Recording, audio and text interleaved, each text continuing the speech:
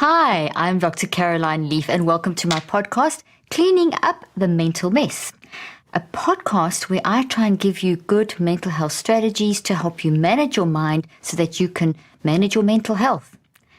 Just before we begin, if you want to listen to this podcast ad-free, just subscribe to my Patreon account. The link and details will be in the show notes. So it's ad-free and I have bonus content and I'm going to be putting in live Q&As. So it's another great platform where you can listen to me. And also one more thing, this podcast is for educational purposes and is not medical advice. So if you need medical advice, please contact the appropriate medical professional.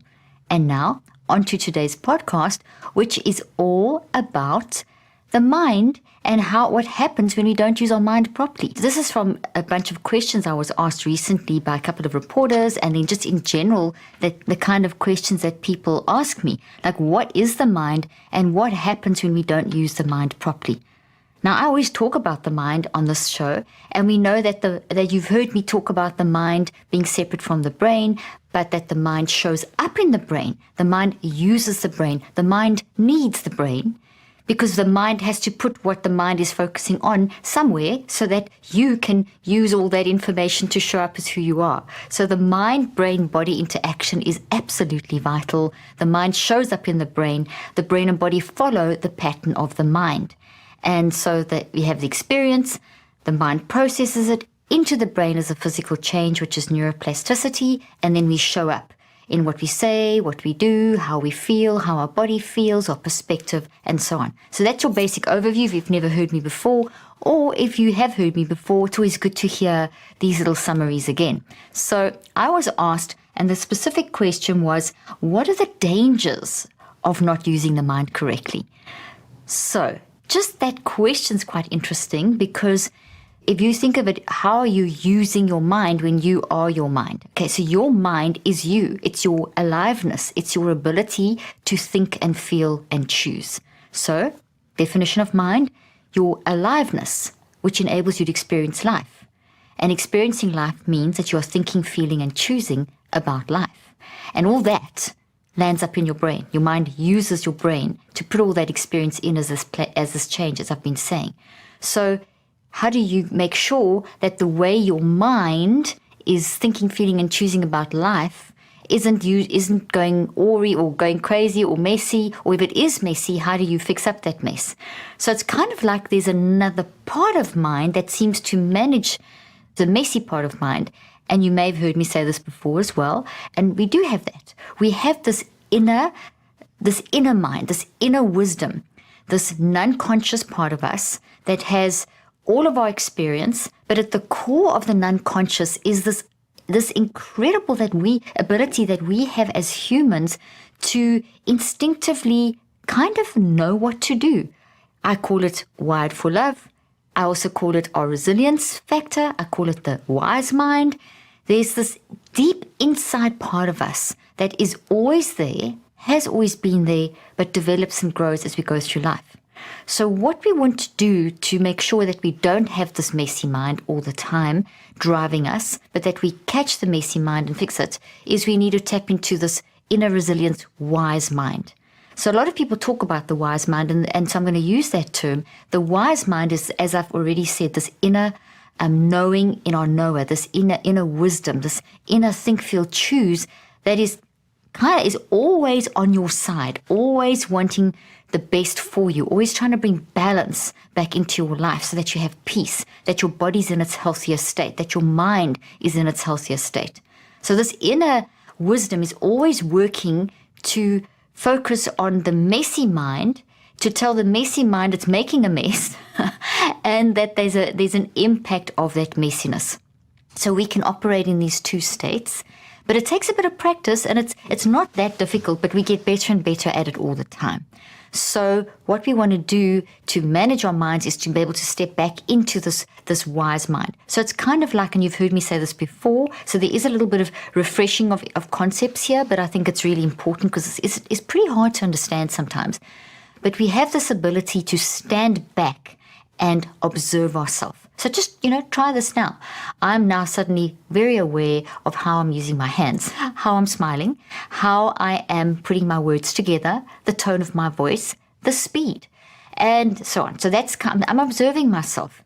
When I just came out of a prep meeting, and I was very aware of how I was reacting to all the situations and whether I was reacting or responding, because we were having a whole planning meeting and there was lots and lots to discuss and lots of things. And I was watching the impact of my words on others, my sentence structure, my body language, because 50% of communication is nonverbal. I was also watching the interaction between the other people in the meeting and so on. So that is all observing yourself. And the more you practice that, the more you actually tune in to this deep inner wise mind. And then you can draw on that wisdom to help you look at the messiness, which is so totally okay, because messiness is how we get through every day. The messiness tends to happen on a conscious level because we're consciously in life, experiencing life in the moment. And then that gets built into the brain, as I've been saying, and then goes into the non-conscious mind and gets stabilized there over time, those cycles of 63 days, and then drives us. So what we want to do is tune into those. What are the things that are driving us, that are very established habits, patterns, etc.? And what are the new things that are happening in the moment that are maybe triggering existing patterns? So sometimes we have a new experience and we react instead of responding, and we've never had that experience before, but it triggered something similar, so we react from that similarity. So when we talk about managing the mind, we want to be able to be good at what I've just described.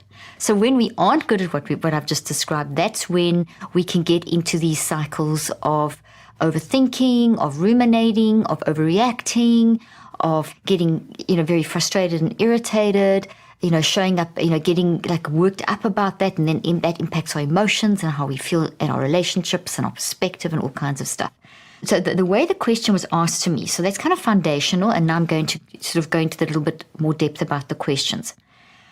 The first specific question around this, what happens when you don't regulate your mind properly, is they said, what is the right and wrong way of using this machine of the mind that never runs, that just isn't running nonstop? So the first thing is to understand that the brain, the mind, is not a machine. It's way superior. The brain is more of a machine, but it's incredibly sophisticated and also not really a machine because it keeps changing. Structurally, it keeps changing moment by moment, and it's so complex. And its pattern, the brain's pattern, is dependent on the mind. Okay, so that's why they're so interrelated. So the mind's complex, the brain is complex. So both are much more than a machine. What's correct about that question is they do run nonstop. Okay, so while you're alive, your brain never stops. Okay, it's working 24/7 because your non-conscious mind is working 24/7. Driving you, keeping you alive, cleaning up your brain when you're asleep and all those things, and helping you during the day, and it's part of the trying to balance, and it's activated when the triggers come up and so on.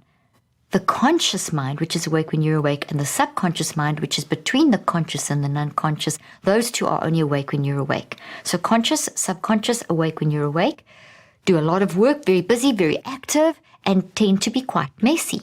And that's why in our conscious state, we need to learn to consciously look at our messiness, which is totally okay because it's kind of experimental. We don't know what's coming up. We're doing our best. And then tune into the wisdom of the non-conscious mind, look at the drivers and the triggers, and look at the wisdom of how could we do that better, okay? So this is happening on a non-stop basis. So think of the mind then as an extremely, extremely fast quantum, operates at speeds of 10 to the 27, which is faster than 400 billion actions per second. I know you've heard me say that before, but it's always amazing. I always amaze myself when I say that. It's a complex force that's driving the brain and the body. So if you're dead, there's no mind operating because nothing's happening in the brain and the body. So evidence of mind are the changes in the brain and the body. So therefore, if we don't manage mind, it's still changing the brain and the body, but in the wrong direction. And over time, that accumulates and manifests as mental health problems and physical problems and relationship problems and, battling with life and all that stuff. Okay? So the mind runs 24/7. If it's unmanaged and messy, then this tends to make a mess in our brain and our body, and we show up as a mess. Okay, but this doesn't have to be a scary thing because you can actually train yourself, as I've been saying, to monitor. And that's everything I teach you is geared towards trying to help you self-regulate more, I'm not teaching you to become self-preoccupied. That's just all about me, myself, and I and how I'm feeling, and that's not healthy at all. It's counterproductive. I'm teaching you how to be very, almost clinical in observing how your conscious and subconscious are working to manage the day-to-day stuff based on our histories, our existing memories and so on, and how we're responding and carrying that through. And if it's effective, fantastic, grow it. If it's ineffective, try and fix it because it's disrupting. Then the next question related to mind is something I've answered before, but I really want to answer it again because it relates totally to this mind question. And it's about multitasking. Okay. And the question is, does the encouragement of multitasking and multi-connectedness, as we see in our society, contribute to mental exhaustion and later memory loss and even degenerative diseases? So I like the way the question was asked, which is why I wanted to discuss this with you. So first of all, does the encouragement of multitasking lead to problems like memory loss and degenerative diseases? And the answer is yes, if we don't manage it. And I'll talk more in detail. And then the other thing is, does the encouragement of multi-connectedness, so we're totally connected, does that make us worse off, okay, in terms of our memory, thinking, etc. Okay, so let's talk about the multitasking and then we'll talk about the multi-connectedness. First of all, multitasking, it's a myth. We can't actually do it. What we do is if we are functioning pretty well and we are managing, we are not actually multitasking. It'll feel like that because you're so brilliant. Your conscious mind can't keep up with your unconscious mind.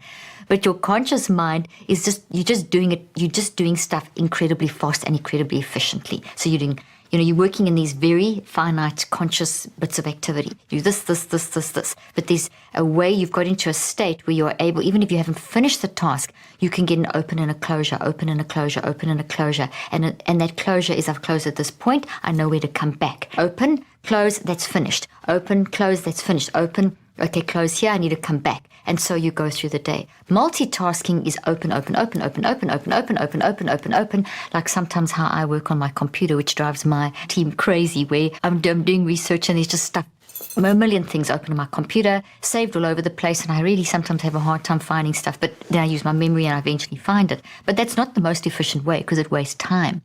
Okay, and so basically it's not efficient, it wastes time. So that's what multitasking does. And those people that think that they can multitask well, when you actually do the research, and there's research being done on this, it drops intelligence, drops memory. So it affects memory. You aren't as efficient in your memory as you think you are. Okay, and I've tested that because I've thought, this way of opening up everything all over my computer in this multitasking way increases my efficiency. It doesn't, because my memory actually drops. Like I forget what's open and what's closed and where I put it and where I saved it, and I saved things in the wrong place or whatever. And I have multiple versions of one document. So I've had to learn not to do that. And now I'm much more efficient, and it's made a massive difference to my efficiency level. And that's just an example. Where we do something that's even beyond multitasking is on the non-conscious level. So as soon as something has been put into your non-conscious level as a habit, then we are doing that alongside conscious activities. So very often when I talk about multitasking, I'll get people saying things like, hey, I am doing my kids' homework with them. I'm cooking dinner. I'm talking to my husband. I'm solving a problem at work. I'm folding the washing. I am driving to work. I'm on a business call. You know what I'm saying? And they're saying, but that's multitasking. If you're doing it well, it's not multitasking. You're just doing efficient. You're just working through things very efficiently. But if you feel all flustered and thrown out and it's not working and you feel overwhelmed, it's not, and your memory's dropping and all that stuff, you're not actually doing efficient, you kind of milkshake multitasking, because no one can actually multitask on a conscious level. So what we need to understand here is that ability, for example, to drive and to have a business meeting, or be on a business call while you're driving, that you can do because the driving you've automatized. So you've got a whole bunch of neural networks that's controlling that driving. So it's happening at the same time. Yes, you're driving. You didn't stop your car at that particular moment. You still carried on having this discussion. Not like this, hopefully. Hopefully it's, it's connected to the speaker in your phone, in your car. But then what may throw you is if someone's talking in the back or asks you another question unrelated to the conversation. And now that would demand you to shift from that business conversation, which is challenging you, to the conversation in the back or the question you're being asked. And that would throw you off and maybe get frustrated. or something. And then your efficiency of everything would drop. Driving, the business call, and the question, because now you're trying to multitask, which we can't do. So efficiency drops off. And that's actually very damaging to the brain and the body and the mind. It creates, and it's dangerous if you're in the car doing that.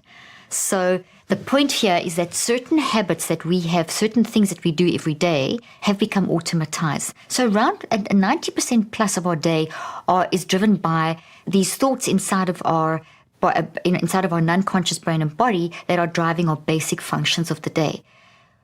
I am talking, and that's way beyond even multitasking, it's so fast. Okay, it's quantum speeds. I'm talking about when you're in this conscious, deliberate, intentional now moment where you're trying to solve a problem and you're trying to help your child with their homework at the same time. You just can't do that efficiently. So you have to say, okay, little Johnny or whatever, I'm going to help you now. Let me quickly fix this. And then you do the business thing as much as you can. It's okay, I have to help my child. I'll phone you back. So it's that shifting between the two. Okay. Just another point that I've made over here is that on a conscious level, you're not supposed to pay attention to everything all the time. We can't consciously act on everything simultaneously. Consciously act. Non-consciously, we can have a whole bunch of stuff going on. Okay. But consciously, we can't act on everything simultaneously. Our conscious mind is not made to multitask. Our non-conscious mind goes even way beyond multitasking. So our conscious mind is not made to multitask. It's meant to do one thing at a time because it's part of our mind that is doing the actual process of learning new information. Like, what is that person saying to you on the business call? What problem are you solving? They're bringing through new information and you are processing, learning that new information. And you need all your attention and focus on that content so that you can then link it to the existing network that's related to that so that you can put two and two together to get the answer. Okay, so that process of learning has to be done one thing at a time. So now the driving's okay because you've got it on the non-conscious level and you're driving. It's when you have that third disruption or that fourth disruption where kids are fighting or someone asks you a question or something like that, that takes you away from that very focused task. So our conscious attention system does not have the capacity to do a bunch of important, demanding tasks at once. Let me stress again, the conscious, okay? Our non-conscious, on the other hand, is way faster than the conscious mind and goes way beyond multitasking, as I've said, into synonymous processing, enables us to talk and drive a car and talk to friends and so on, okay? So this is why many scientists, like I started off saying, multitasking is a myth. What we generally are doing when we think we are multitasking is we're actually switching between tasks, that open, close thing in a very either efficient way, where it's open, close, or inefficient way, open, in a big scattered mess. So the research is out. When you are trying to multitask on a conscious level, your memory will be affected and your cognitive functioning will be affected. If you keep that pattern up, it creates a lot of open-ended mess inside the mind and the brain and the body. And if you keep that as a pattern, it will make you feel stress and anxiety. And if you keep that as a pattern and more things of life come on, and that's how you kind of handle life, you are increasing the vulnerability of your brain and your body. So if that's a pattern that you always do, that's something that you need to change and address. And you can do a 63-day cycle to see, am I multitasking? Is this the reason why I'm so burnt out? Because so many people are talking about being burnt out. And I honestly think a lot of that burnout has come from a mismanagement of mind that has led, this trying to multitask is a mismanagement of mind that has led to this feeling of burnout, overwhelm, and increasing levels of anxiety and depression. Not the only reason, but a very large contributor, which takes me to the second part of that question, which is multi-connectedness, our ability to stay so connected in today's technological age. Now, it's amazing because as humans, we love deep, meaningful connection. We like to be part of things. And so I think it's a fantastic thing. It just needs to be managed because sometimes you do need a switch off. Like sometimes someone sends you a text and you know you want to respond, but you know if you respond now in this moment, you are going to be that connectedness that's going to happen. There's going to be a conversation. And as much as you love that person and you get excited about connecting with them, in that moment, you're exhausted. So you need to pull back, make that little bit of space, create that boundary, whatever language you want to use, and disconnect for a moment and do whatever it is that you need to do and decide when you want to respond to that text. And I did a podcast recently on when is it okay to ask someone or send a text to someone or communicate with someone about requiring space.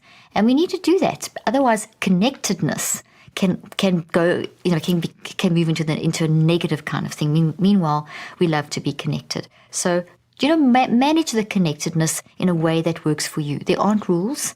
There isn't a recipe. It's very much around your life and your context and what you need and what works for you in that moment.